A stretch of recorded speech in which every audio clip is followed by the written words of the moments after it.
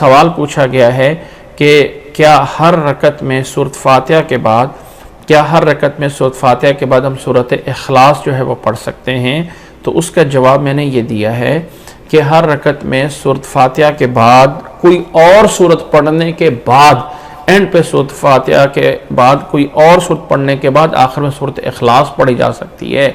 نبی صلی اللہ علیہ وسلم سے وہ حدیث ثابت ہے کہ ایک صحابی جب بھی قرات کرتے تھے تو آخر میں سورۃ اخلاص پڑھتے تھے۔ آپ صلی اللہ علیہ وسلم کے ہاں پوچھا گیا تو اس صحابی نے کہا تھا کہ مجھے اس سورت سے محبت ہے کیونکہ اس سورت میں اللہ کی صفات اور توحید بیان کی گئی ہے۔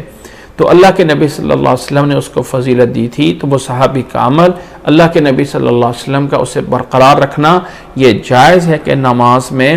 سورۃ فاتحہ کے بعد جو قرات کی جاتی ہے اس میں ہمیشہ آخر میں یعنی سورت کے بعد رکوع سے پہلے سورۃ اخلاص پڑھ لی جائے، جائز ہے، حدیث صحیح ہے۔ لیکن یہ ایک صحابی کا عمل ہے، دوسری سائڈ پہ اللہ کے نبی صلی اللہ علیہ وسلم کے اپنے بھی نماز کے طریقے ہیں، باقی بھی صحابہ کے طریقے ہیں، ان کو بھی انسان کو سامنے رکھنا چاہیے۔ ہاں اگر ایسا کبھی ہوتا رہے تو ٹھیک ہے، لیکن یہ انسان ہمیشہ کے لیے جو ہے وہ دستور بنا لے کہ اب صرف اور صرف یہ ایک واقعہ مل گیا تو میں ہمیشہ ہی پڑھتا رہوں، یہ بھی انسان کو دیکھنا چاہیے کہ اللہ کے نبی صلی اللہ علیہ وسلم نے ہمیشہ ایسا نہیں کیا ہے۔ باقی جائز ہے، کبھی ایسا کرتا رہتا ہے، جائز ہے، لیکن ساری زندگی بنا لے کہ ہر نماز میں